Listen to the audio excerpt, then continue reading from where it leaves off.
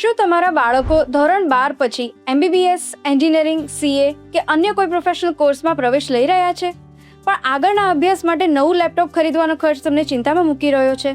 તો હવે ચિંતા છોડો, કારણ કે ગુજરાત શ્રમયોગી કલ્યાણ બોર્ડની એક ઉત્તમ યોજના છે, જેમાં 70 કે તેથી વધુ પર્સન્ટાઇલ ધરાવતા શ્રમયોગીઓના બાળકોને લેપટોપ ખરીદી પર મળશે ₹25,000 સુધીની સહાય.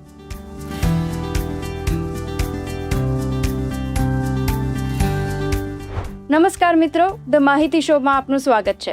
હું છું રુચા અને આજે આપણે વાત કરીશું ગુજરાત સરકાર દ્વારા શ્રમયોગીઓના બાળકો માટે અમલમાં મુકાયેલી લેપટોપ ખરીદી સહાય યોજના વિશે, જે ઉચ્ચ શિક્ષણ મેળવતા વિદ્યાર્થીઓ માટે ખૂબ જ મદદરૂપ સાબિત થશે.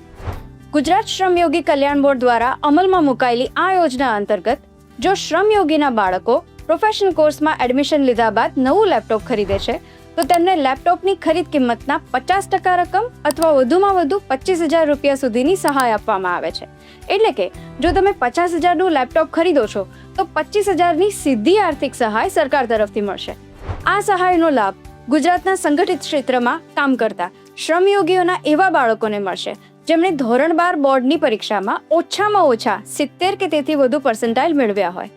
આ સાથે જ વિદ્યાર્થીએ ચાલુ નાણાકીય વર્ષમાં MBBS, physiotherapy, homeopathic, pharmacy, engineering, CA, ICWA, ICFA, CS અથવા ડિઝાઇનિંગ જેવા સ્નાતક કક્ષાના પ્રોફેશનલ કોર્સમાં પ્રવેશ મેળવેલો હોવો જરૂરી છે.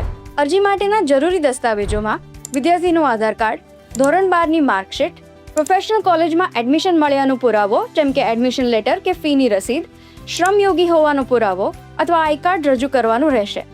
આ ઉપરાંત નવા ખરીદેલા લેપટોપનું પાક્કું GST બિલ તેમજ બેંક પાસબુક અથવા કેન્સલ ચેકની કોપી જેવા દસ્તાવેજોની જરૂર પડશે. મિત્રો, આ યોજનાનો લાભ લેવા માટે તમે ગુજરાત શ્રમયોગી કલ્યાણ બોર્ડની અધિકૃત વેબસાઇટ sanman.gujarat.gov.in પર જઈને નિયત ફોર્મ ભરીને અરજી કરી શકો છો.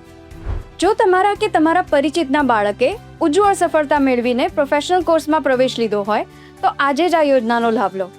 આ વિડીયો તમારા શ્રમયોગી મિત્રો સાથે જરૂરથી શેર કરો, જેથી કોઈ જરૂરિયાતમંદ વિદ્યાર્થી પોતાના સપના પૂરા કરી શકે. ફરી મળીશું આવી જ સચોટ અને ફાયદાકારક માહિતી સાથે. આભાર.